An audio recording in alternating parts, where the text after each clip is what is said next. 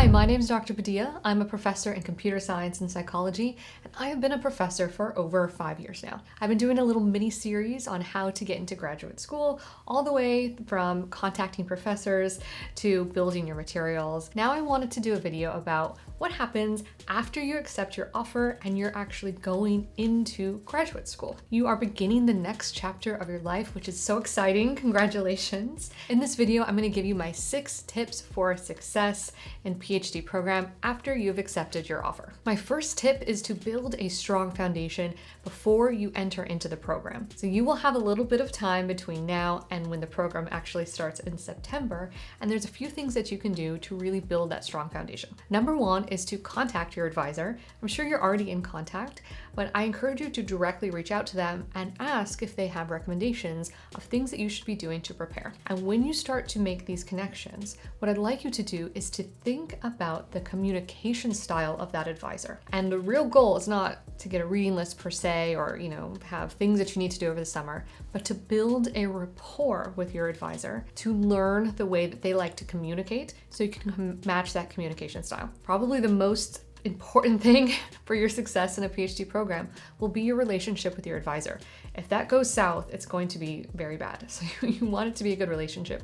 And you can start by developing a communication channel that works really well for both of you. So the trick is to see the way they like to communicate. Maybe they're an email person. Maybe they have special communication channels for their lab, like a Slack page, for example, or Discord or something.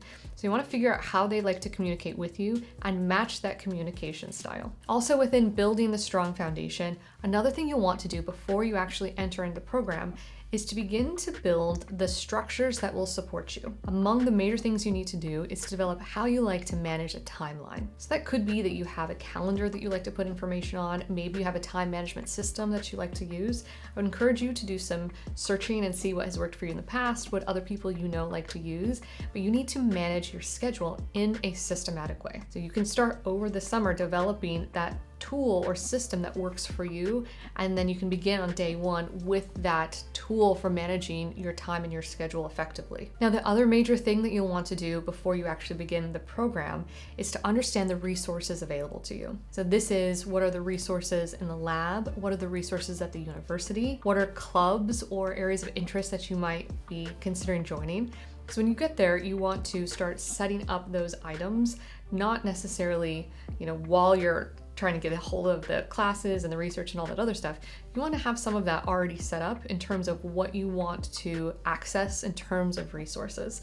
I think this is maybe more important for the student type resources where you're trying to figure out, do you want to join a club or do you want to join a team or something like that? So you can do that research over the summer to try to establish where you're going to prioritize your time, both in an academic way, but also how you're going to manage your leisure time. What are the things that you're going to invest your time into while you're at this new place? My next big category of tips is navigating the academic landscape.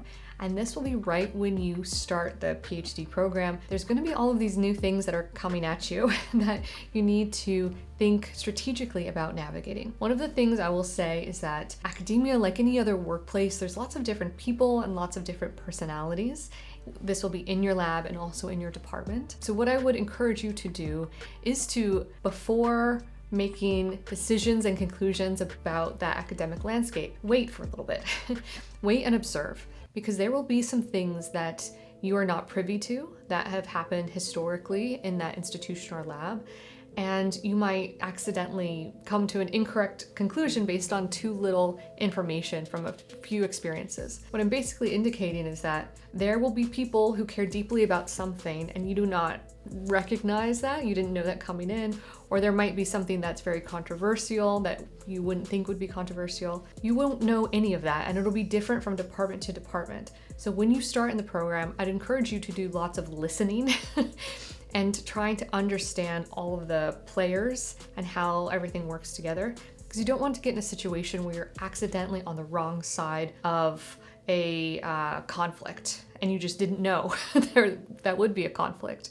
So be very cautious when you're coming in and try to do lots of observations to kind of see what is happening in that department to make sure that you don't accidentally make a move in your first few months that impact the rest of your time. You want to know all the information before you start kind of deciding what side of a particular issue to stand on. Also within that is you really want to build a strong network for yourself. What will happen is you're going to have things that are challenging for you, things that are really exciting for you as well. And it's important that you have a network that can support you through that process. Now that can be very challenging, especially if you're moving to a new city. Maybe you've never been to this place before. So you'll want to look both within the research groups that you're joining and outside as well. Within the research group that you're joining, it's a great place because there will be potentially more senior students than you who will know some of the ropes, which is excellent. They will have shared experiences because they know the same type of research, the same advisor, etc. So that's really good to make connections with those individuals early on. So that involves spending a little extra time, maybe doing social activities with them. It could mean that they have things that they like to do in that lab. Maybe it's not something you would normally do, but maybe try it out. For example, they might have a game night and you might have never played desktop games or board games. You can give it a try just to kind of make that network and you might like it. So that's within the kind of built-in community that is in the lab and your cohort as well. The cohort is basically the same people who are getting hired as a PhD student the same time as you. The nice part about that cohort that you'll have across different labs is that you'll all be doing similar classes at similar times, so you're all in the same timeline. While you might not be doing the same research, you can relate to people in terms of the same level of progress through the program. So that's really great. I'd also encourage you to look outside of the group because I think you have to recognize that a PhD program and group is much like a company that you work for. So you have colleagues essentially, and it's not always beneficial to only have friendships within those colleagues because hopefully you're in a good lab where everyone's nice, but that might not be the case. Maybe some students feel competitive towards you. Maybe they don't always have your best interest in mind because it's a really emotional experience and they're worried about their own life and competitiveness, etc. So it can be a little bit dangerous if you are only focusing all of your kind of socializing and networking efforts on them because they might have an vested interest in getting more time with the advisor than you or getting on projects more than you, or you know what I mean? It can be kind of competitive. So hopefully you're not in that situation, but if you do find yourself in that situation, it's good to have network outside of that group that you can talk to about these things. What you don't want to do is get in a situation where people who have a vested interest in you not being successful have information that you've divulged to them that they could share with an advisor, for example, and it could negatively impact you. In some ways, you need another group of people that you can talk to that have no impact or stake in your career, that is just less influential to your program. And I don't mean to scare you, hopefully this does not happen to you, but I think it's very good to be transparent about some of the things that you might encounter, so you can be prepared for these experiences if they do or do not hopefully happen to you. That leads me to my third tip, which hopefully can trump the previous issues you might have, which is building a very strong relationship with your advisor. That, again, is the most important thing you can do. So I think very early on, there are some things that you can do to facilitate that. I think number one among them is trying to get a sense of the working style of your advisor and matching it. You can even directly ask them, how do you like to communicate? How do you like to meet? What are the important things that we need to address during these meetings? They might forget to explicitly tell you those things and expect you to pick it up. So sometimes it's useful just to ask that information directly to get a sense of exactly what their expectations are of you, which is really good. Another thing you might want to consider is mentoring your advisor. And that's going to sound wild, but it is so successful when I've seen students do it, and you might consider doing it as well if it fits your advisor's style. So basically what it means is that advisors are scatterbrained in part because they're working on dozens of projects, lots of different students. They have so many demands on their time. It's really hard for them to do things in a structured way with each student. So what you can do is add some of that structure. So for example, students I know that are very successful will have an agenda for every meeting they have with their advisor, where they write out all of the things that they would like to discuss with their advisor. And that structure is so useful. That's one example of something you think an advisor might do for you, come to the meeting with an agenda for you. They will not do that.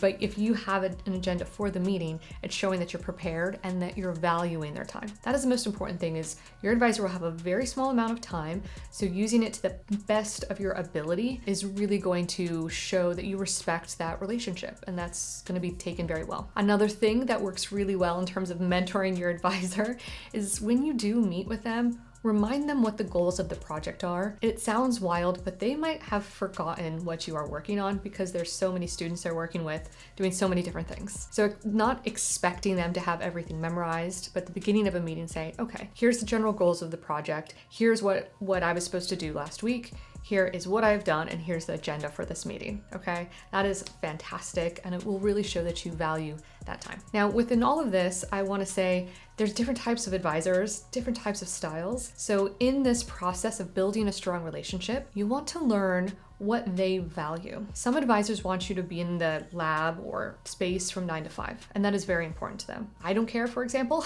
if students do that. I only care about the quality of their work. Other advisors care about students taking specific classes and gaining these specific skills. Or another advisor might want students to build teams of people to execute projects. Who knows what it's going to be for your advisor? It's going to be very different, but identifying exactly what they value and playing to that. Consider that your new goal. If they want you to truly be in the lab 9 to 5, make that a part of your goal, okay? Because what can happen is if the advisor's expectations of you do not meet what you want to do, there will be a clash, okay?